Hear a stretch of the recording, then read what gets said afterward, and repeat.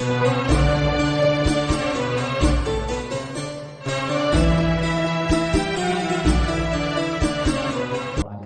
ulangi. Assalamualaikum warahmatullahi wabarakatuh.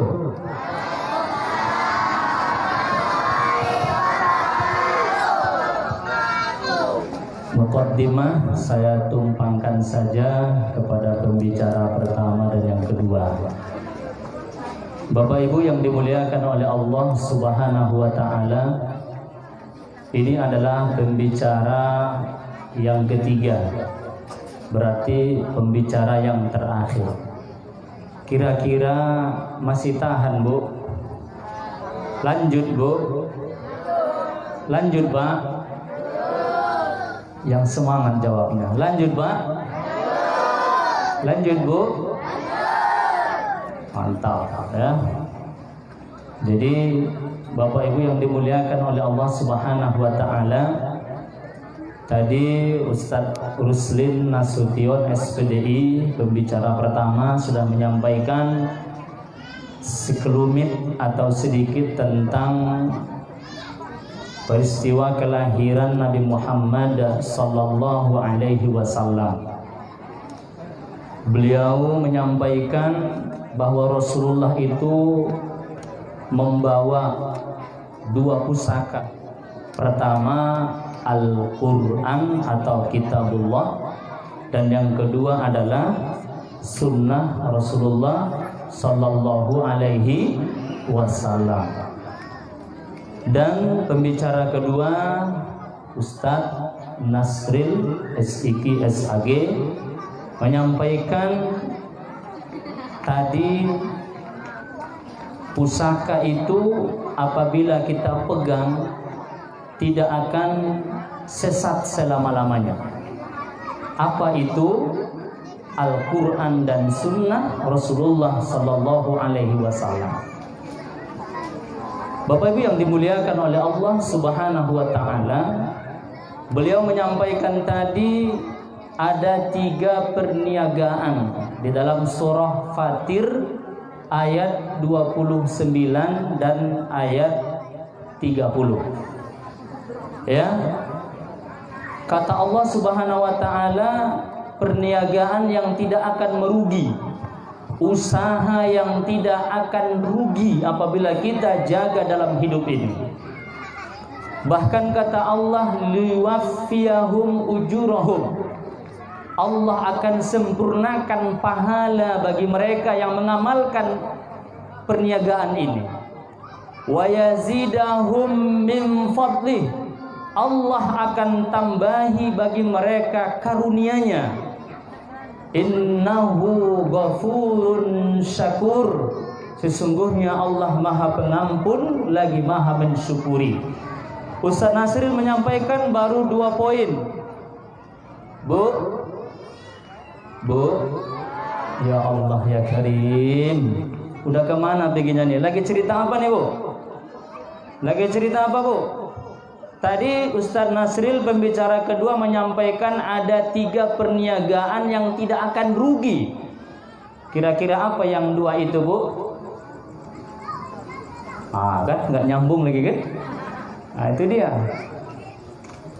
Apalagi cerita Joda Akbar nih, Bu?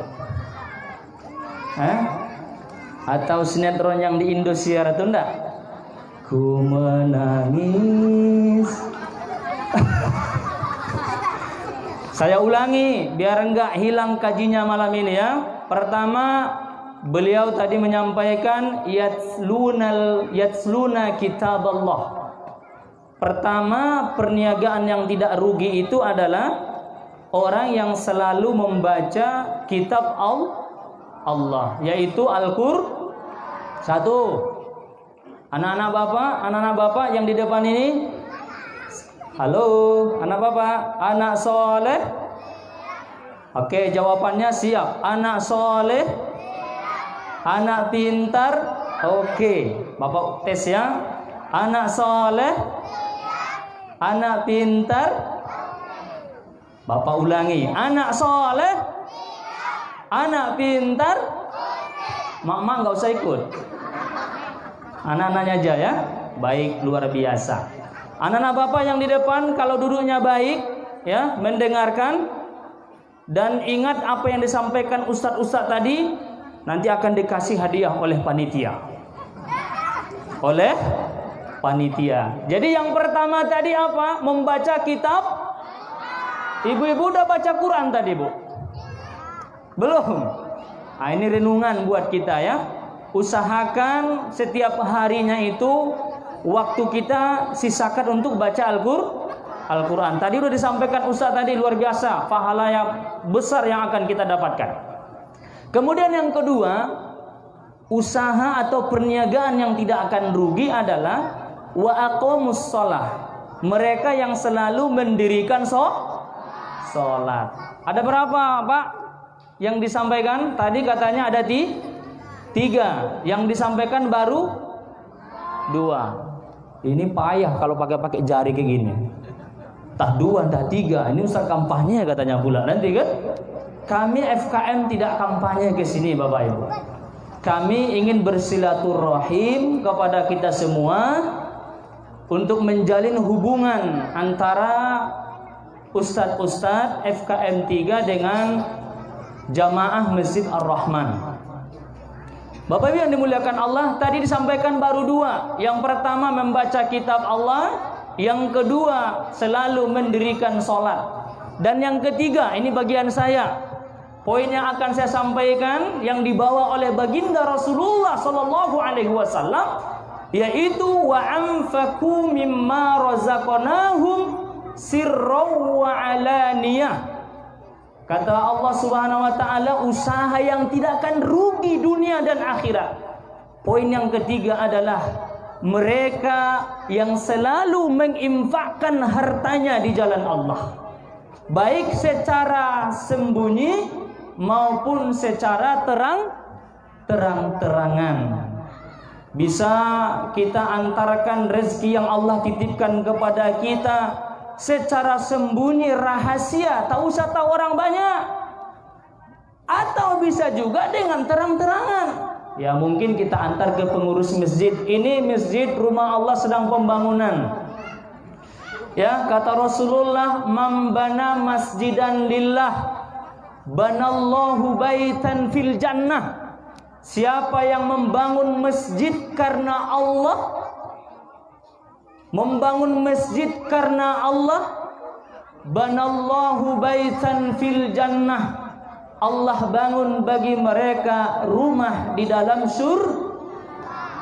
Pengen surga, Bu? Pak, pengen surga, Pak? Setiap kita pasti pengen surga. Cuman timbul pertanyaan, bangun masjid kalau sendirian, bangun masjid itu nggak akan mampu saya. Biaya saya kurang. Rasulullah mengatakan dalam hadis Nabi, siapa yang membangun masjid walaupun sebesar sarang burung,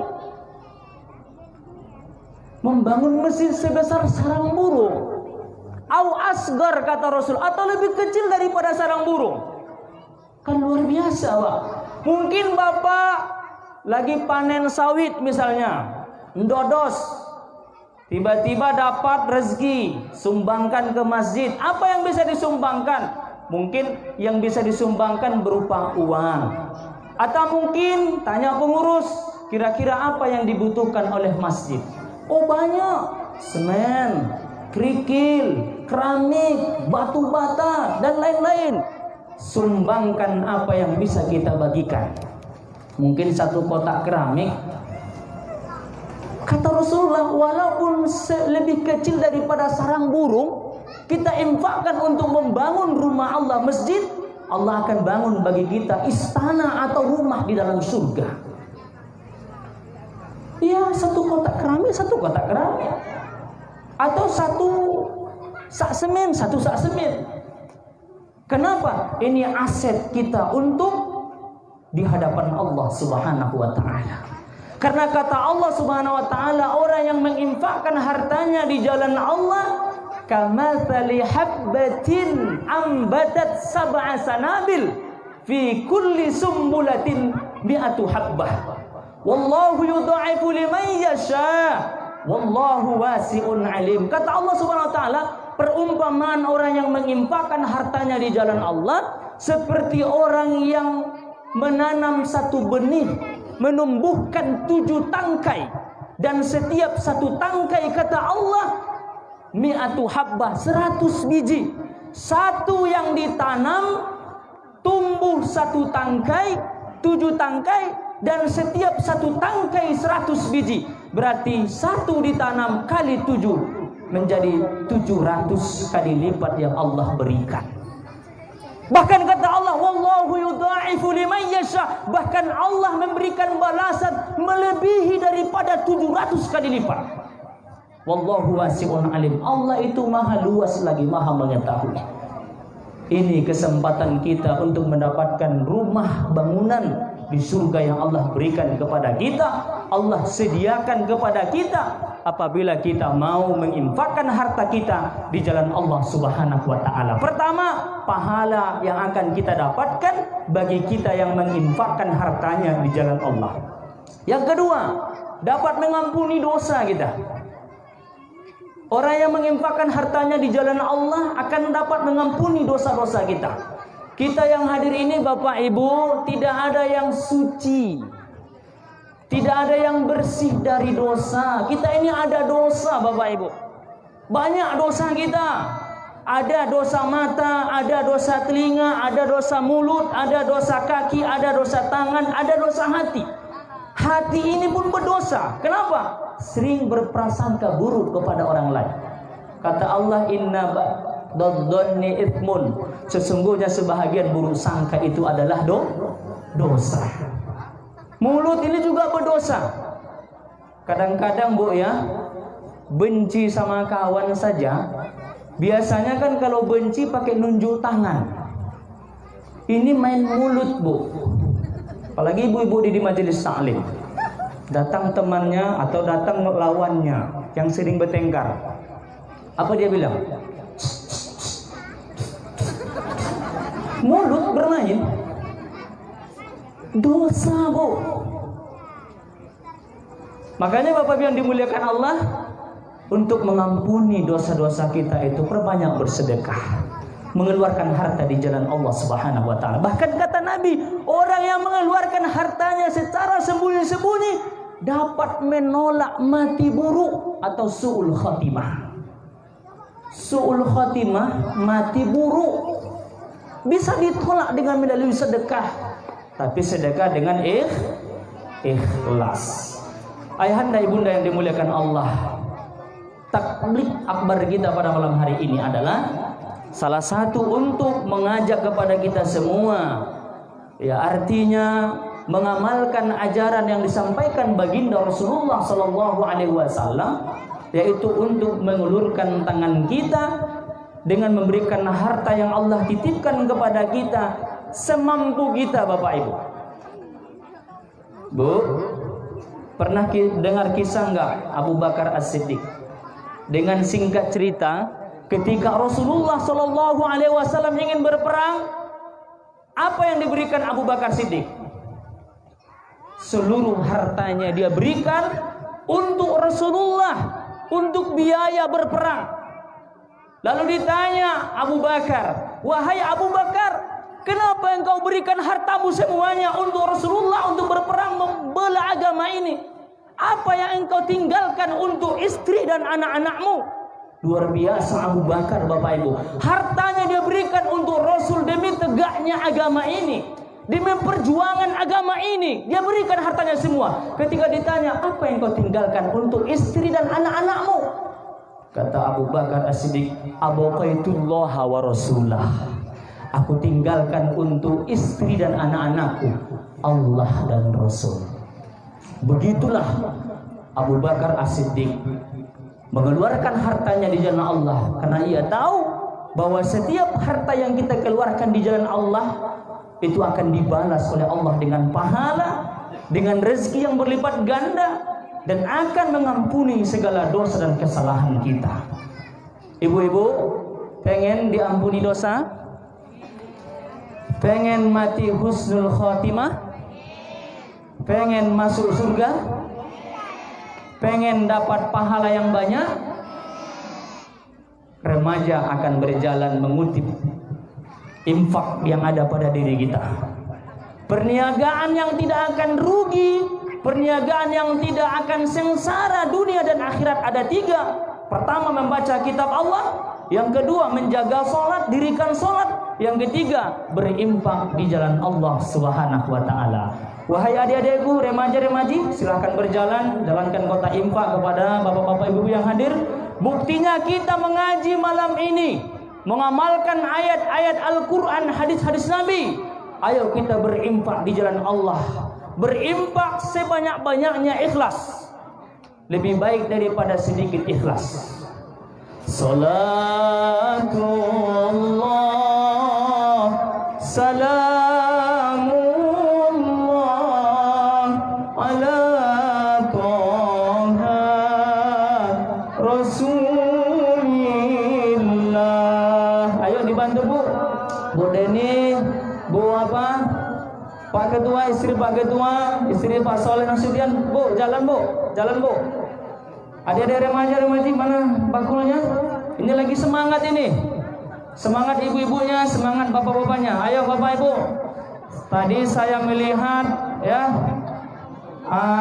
biaya untuk pembangunan masjid kita itu lebih kurang 46 juta, lebih kurang ya.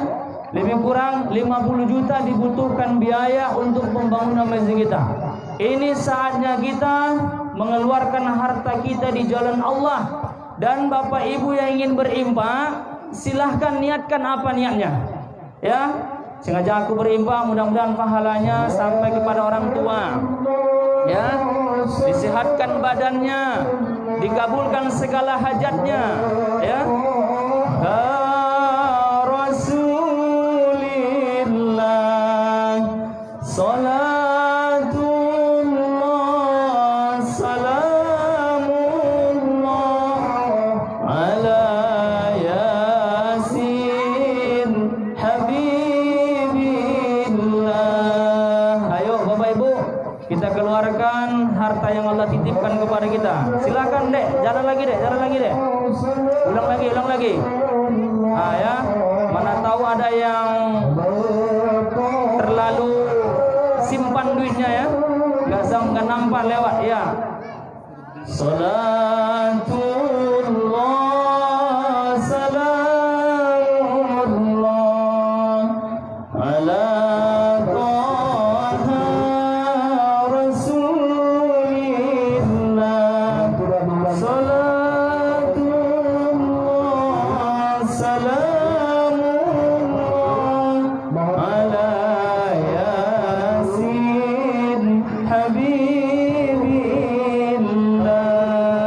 Suruh jonjong suasana menduri FKM suruh jonjong. Pada peserta FKM 3 yang di dalam agar keluar sebentar. Ya, Ustaz ya, masuk sini lah.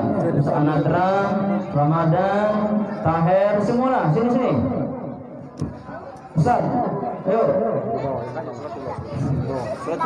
Salatullah salamullah ala Toha Rasulillah. Salatullah salamullah ala yasin habibillah.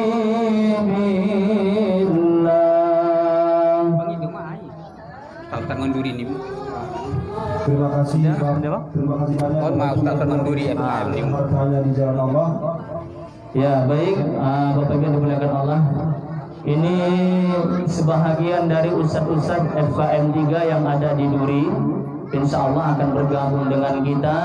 Ya, selamat datang Bang Da, selamat segar.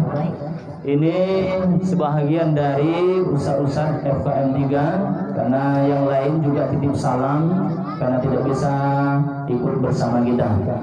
Mudah-mudahan dengan kehadiran kami di sini dan juga kita semua, mudah-mudahan bisa saling berbagi, ya, saling berbagi, saling bersilaturahim di antara kita. Mudah-mudahan membuahkan berkah buat kita semua. Amin ya rabbal alamin.